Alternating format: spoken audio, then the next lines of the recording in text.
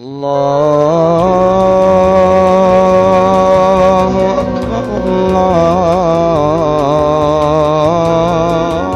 ایک دکان پر احمد اور سلیم سنی دیوبندی پر کچھ باتیں کر رہے تھے۔ احمد کہتا ہے، بھائی یہ بتاؤ کہ ہم سنی ہیں یا دیوبندی؟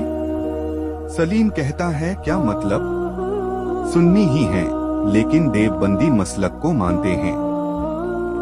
احمد کہتا ہے، یہی تو مسئلہ ہے۔ کچھ لوگ کہتے ہیں کہ دیوبندی الگ ہیں، کچھ کہتے ہیں کہ بریلوی الگ ہیں، کوئی کہتا ہے کہ ہم بس مسلمان ہیں۔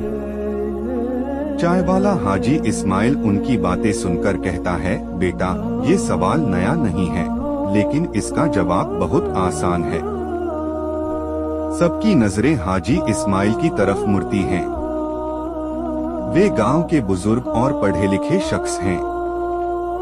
چائے کی پیالی اٹھاتے ہوئے وہ بات شروع کرتے ہیں، دیکھو بیٹا، اسلام کا اصل مقصد توحید یعنی ایک اللہ کی عبادت اور سنت کے مطابق زندگی گزارنا ہے۔ اب سنی اسلام میں کئی مسلک ہیں، دیوبندی، بریلوی، سلفی، لیکن ان سب کی بنیاد ایک ہی ہے، لا الہ الا اللہ محمد الرسول اللہ۔ سلیم کہتا، تو پھر یہ تفریق کیوں؟ حاجی اسماعیل کہتے ہیں، بس علم اور سمجھ کے فرق کی وجہ سے۔ دیوبندی علم اور شریعت پر زور دیتے ہیں، صوفیانہ رسموں سے بچتے ہیں، جبکہ بریلوی صوفیوں کی تعلیم کو زیادہ اہمیت دیتے ہیں، مگر دونوں قرآن اور سنت کو مانتے ہیں۔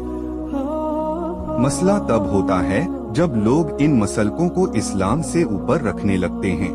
اگلے دن سب مسجد کے باہر لوگ اکٹھا ہو رہے ہیں۔ احمد اور سلیم اب سوچ میں پڑ گئے ہیں اور مولانا صاحب خطبہ دے رہے ہیں۔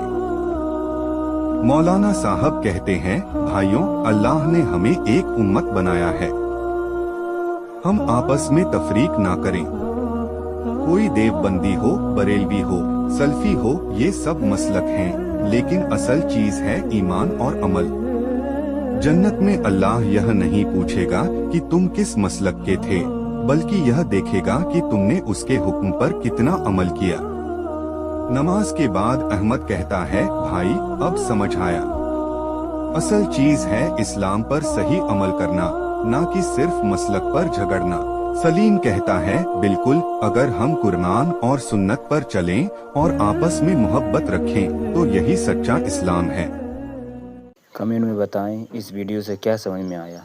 ویڈیو کو زیادہ سے زیادہ شیئر کریں، لائک کریں۔